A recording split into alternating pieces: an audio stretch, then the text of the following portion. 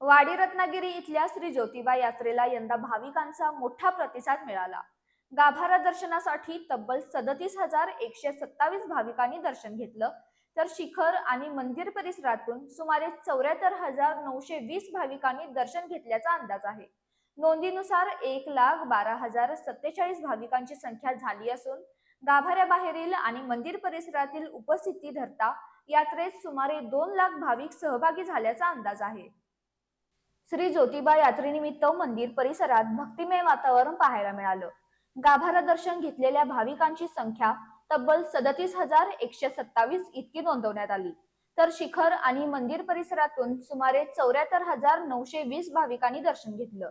यामुळे नोंद झालेल्या भाविकांची संख्या 1,12,047 वर पोहोचली। गाभाऱ्याबाहेरील दर्शन आणि मंदिर परिसरातील गर्दी लक्षात घेता यात्रेत सुमारे 2 लाख भाविकांची उपस्थिती राहिल्याचा अंदाज आहे। दरम्यान पन्हाळ्याचे आमदार विनय कोरे यांनी विदेशातून आणलेलं निळं फूल हे यात्रेचं विशेष आकर्षण ठरलं। मोठी गर्दी असूनही प्रशासन, पोलीस आणि देवस्थान समितीच्या नियोजनामुळे दर्शन, वाहतूक, सुरक्षा, स्वच्छता आणि अन्न सुरक्षा व्यवस्था सुरळीत राहिली।